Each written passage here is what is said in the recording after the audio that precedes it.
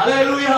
తను అనుభవించిన బాధ, తను అనుభవించినటువంటి వ్యతిరేకత, అవమానం అంతా కూడా ఒక్కసారిగా పోయింది. కొరసారి హల్లెలూయా. నీ ఉంటే నాకు చాలు యేసయ్యా, నీ వెంటే నేను ఉంటానేసయ్యా, నీ మాట చాలయ్యా, నీ చూపు చాలయ్యా, నీ తోడు చాలయ్యా, నీ నీడ చాలయ్యా.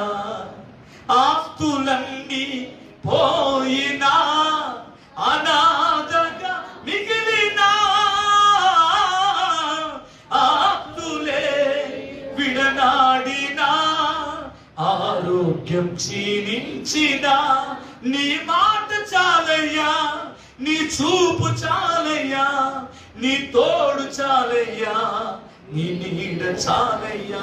ఈ గుడ్డివాడు మెట్ల మీద కూర్చున్నంత వరకు ఎవరైనా సహాయం చేశాడా?